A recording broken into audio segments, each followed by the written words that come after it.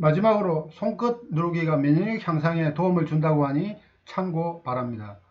4주간 손톱 자극법 실험 결과에 따르면 실험 전에는 백혈구 수가 4,444였는데 실험 후에는 6,515로 증가했다고 합니다. 암 환자의 경우 피검사를 자주 하는데 이때 혈액 속의 백혈구 숫자의 감소 정도로 암과의 전쟁에서 어느 정도 이기고 있는지, 이길 수 있는 힘이 있는지를 판단하고 있습니다. 굳이 면역력 때문이 아니더라도 손끝을 자극하면 건강에 좋다고 하니 손해보는 것도 나쁠 것도 없다고 생각합니다. 엄지손가락을 누르면 기관지, 기침, 갈증 해소에 도움이 됩니다. 둘째 손가락은 소화불량, 위염, 설사가 있을 경우 누르면 좋습니다. 가운데 손가락의 경우 이명이나 난청, 안면 질환이 있을 경우 누르면 좋습니다. 네 번째 손가락은 옆구리 통증, 딸꾹질, 신경쇠약 시 눌러보시길 권해드립니다. 새끼손가락의 경우 건망증, 불안, 우울증, 생리불순이 있을 경우 눌러보시면 좋겠습니다.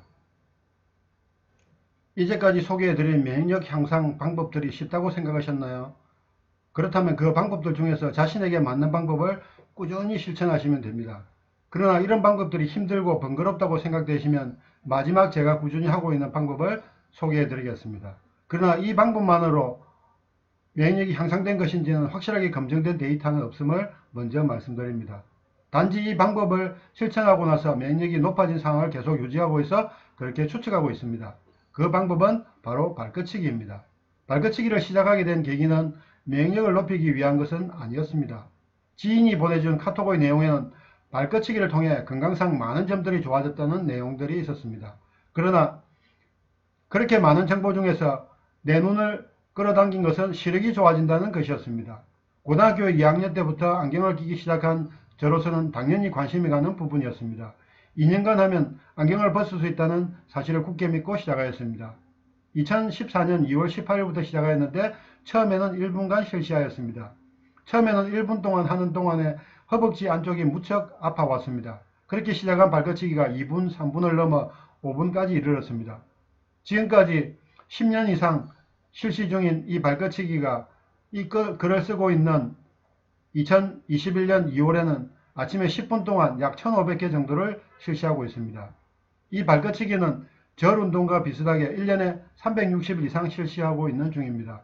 발끝치기를 계속하고 있는 이유는 아래와 같은 효과를 보면서 더 좋아질 수 있을 것이라는 믿음 때문입니다. 면역 이외에도 다양한 효과를 얻고 있어 다리를 부딪히는 힘만 있으면 살아있는 동안 계속할 예정입니다. 제가 매일 발끝치기로 효과를 본 것들입니다. 첫 번째는 체중 효과 감소입니다. 두 번째는 허벅지 둘레 감소증이 사라진 것입니다. 세 번째는 변비가 개선되었습니다. 네 번째는 숙면에 도움이 되었다는 것입니다. 다섯 번째는 시력이 좋아졌다는 것입니다. 그리고 마지막으로 면역력 지수가 향상된 것입니다.